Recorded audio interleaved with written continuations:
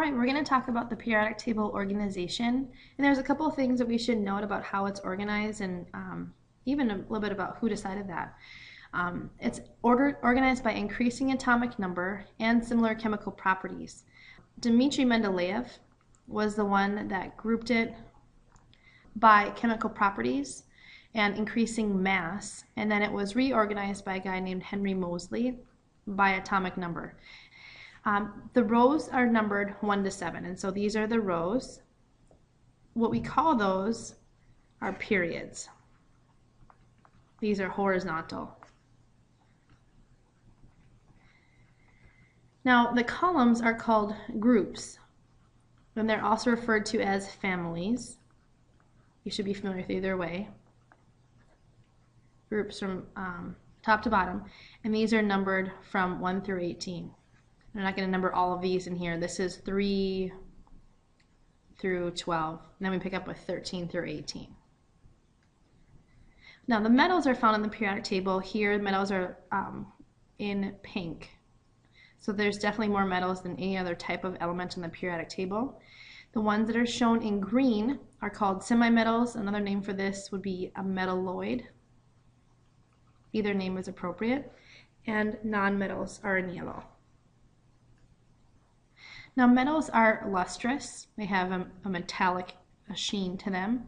They're both malleable and ductile. Malleable means you can hammer down into sheets, and ductile means pull into wires. So these are actually flip-flopped for the definitions there. So again, ductile would be to pull into wires. They're very good conductors of both electricity and heat, and they form positive ions, which are called cations. Nonmetals, in contrast, have a dull appearance. State of matter, it could be a solid, liquid, or gas, but if it is in a solid state of matter, it could be either brittle or soft. They are poor conductors of both electricity and heat, but they are really good insulators, and they form negative ions, which are referred to as anions. The periodic table has some names for these specific groups. Group 1 are referred to as alkali metals. Group 2 is alkaline earth.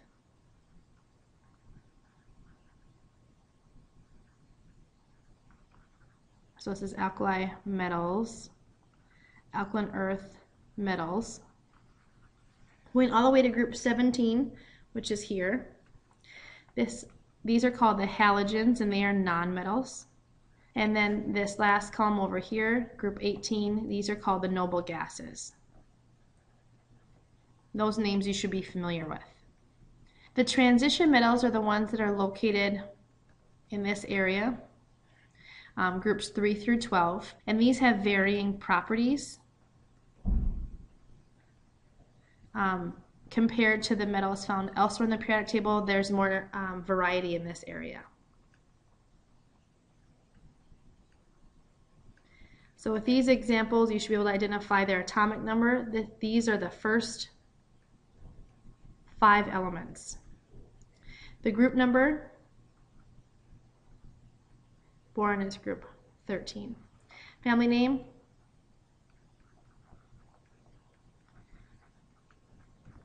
now this is part of the alkali metals in group 1, but really it's not a metal at all. Helium is a noble gas. Lithium is an alkali metal. Beryllium is part of the alkaline earth metals. And boron is part of, we'll just call it the boron family.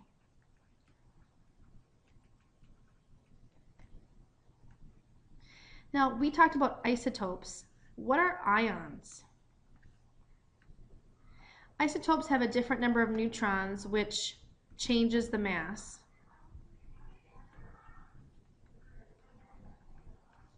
And isotopes have a different number of electrons, which changes the charge.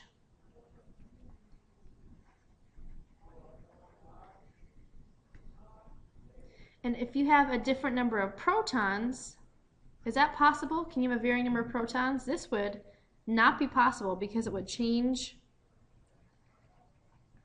the actual element itself. Okay, so atoms that are either monoatomic with a charge, or groups of atoms with a charge, are referred to as ions. The noble gas notation notes that ions prefer to have the same number of electrons as the closest noble gas element, and they do this to be more stable. So for example, fluorine has 9 electrons, but its neighbor, neon, has 10. So it might want to gain an electron to be more like neon and form a -1 charge, so that they would both have 10 electrons total. Ion charge is pretty predictable for many families. Elements in group 1 have a +1 charge, group 2 have a +2 charge. Noble gases, I'm going all the way over to group 18 now, don't form any charges because they are very stable. These have a -1 charge, and that's because if they gain 1 electron, they'll be like a noble gas where it's stable. These would gain 2 electrons, 1, 2, to be like a noble gas. These would gain 3 electrons to be like a noble gas. Now here's where we're kind of halfway. These could be plus or minus 4, and this is a +3. We don't put in charges for this middle area, the transition metals, because these charges vary. The charges vary.